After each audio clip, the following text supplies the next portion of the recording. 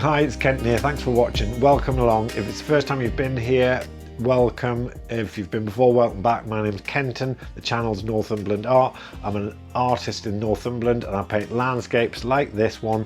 This is a painting that I did back in the early summer, maybe late spring. I did a smaller version as a watercolor. There's a video link in the description below of that painting, but I did say when I was doing that I wanted to do it as a big panoramic piece, and this is the final piece that I've done. So I've recorded the process of painting this, and I'm going to just talk you through processes that I used to paint this painting in acrylics, and I'll catch you at the end. The canvas is 80 centimeters by 30 centimeters, so I'll start off by just sketching in a little pencil sketch on top of that. One of the most striking features of this image is the perspective line, so I wanted to get those in correctly, so you can see I'm using a long rule for that. And once the pencil lines are in, I'm happy with everything. I'm using an acrylic pen just to put those lines in permanently, but I will be painting over the top of all this. Some of those lines will show through a little bit just to help me as a guide with the underpainting when that goes in, but I like to put everything in, and it just helps to cement everything where everything's going.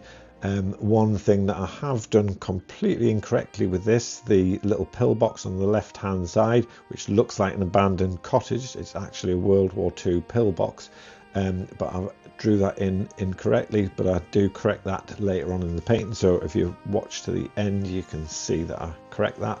Once the acrylic pen is dried, then I put the underwash on. All I'm using for this is some yellow ochre and some ultramarine blue, just mixing the two together, just thinking about the lights and darks, where everything's going to be going when the painting is finished.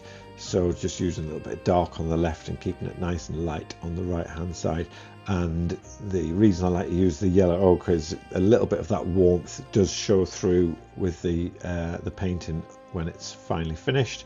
When the underpainting is done and dried, here you can see me taking the canvas off the easel and just spraying the back of it with a little bit of clear water.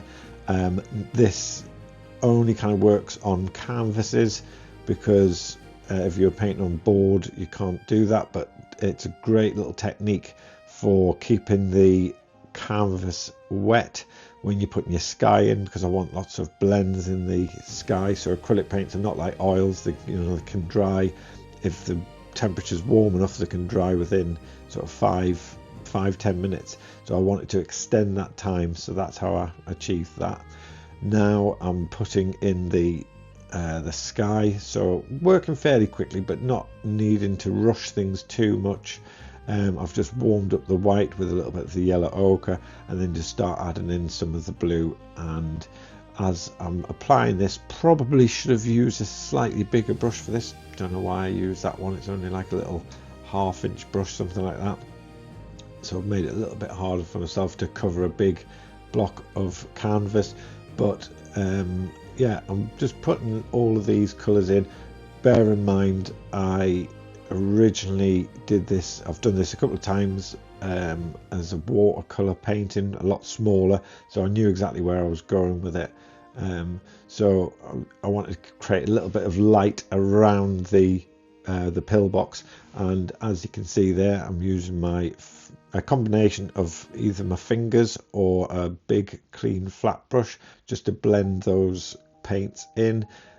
Like I say, they stay wet for a long time, so I've got plenty of time to work with those.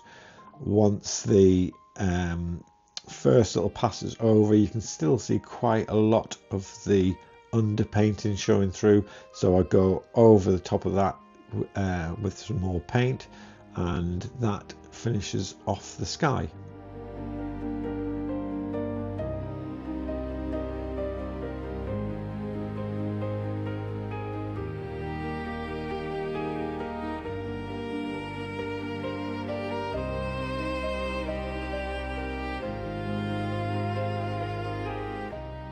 Now you see me meticulously blocking in this little cottage. I've just drawn it completely wrong. I didn't really concentrate too much when I was sketching it out, so it looks more like a house rather than a little abandoned bothy. The actual pillbox doesn't have a roof and it's only got one chimney, so I do correct that at the end.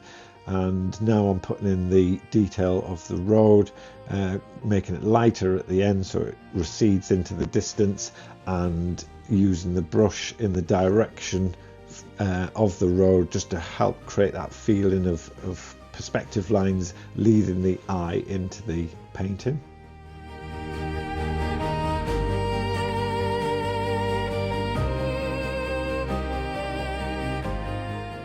I could just about see the telegraph poles through the layers of paint, but I did actually use a little bit of a white charcoal pencil just to go over the top of those, and then using a ruler just blocking those in with a thin brush. Don't want to risk doing those freehand. And one of the things that always captures my attention of this scene is the telegraph wires are really loose and long, so on a windy day they whip across. So again, this is all part of the atmosphere of trying to capture this scene on a stormy day where the weather front had just gone across, and we've got the promise of light on the right hand side, and I used a little bit of highlighting colour on those wires just to sort of bring them out a little bit, just using a small rigger brush on those.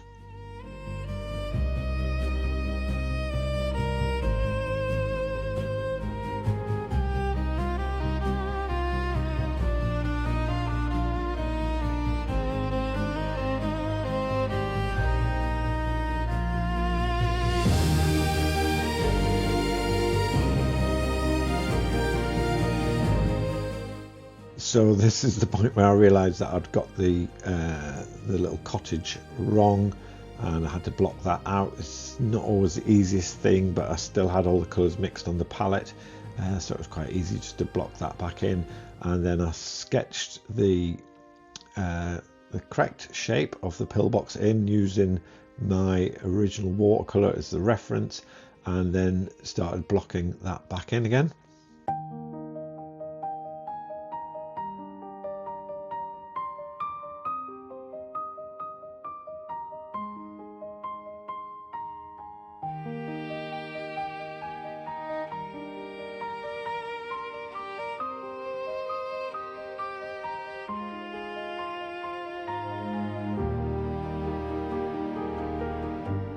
Now that I'm happy with that, it's more accurate. There's a nice little reflection on the road, and back to just the low squat building. It's like a little bothy, just with the one chimney stack. If ever you're passing this area, it's in between Druridge Bay and Cresswell. It's just on the brow of a hill, and you can see this little building. And like I say, it was built to look like an abandoned cottage to thwart any potential invasion during World War II.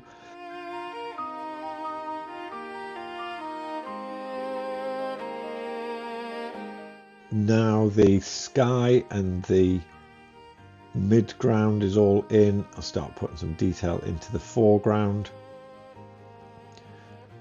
Just using some muted down sort of greens, and I wanted to create a little bit of highlight along the top of the stone wall there as well.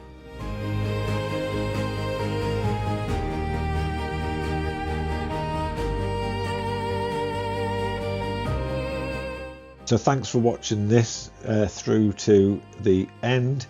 This is the first time I've done one of these videos where I'm kind of narrating over the top of the video that I took. Sometimes I try and talk as I record, but inevitably I get so sucked into the painting process I forget to be talking and explain what I'm doing, or it just comes out as a jumbled mess. So I thought I'd give this a go. If you like this format, put a little message in the comments section below. I'll let this video just play out and I'll catch you at the end.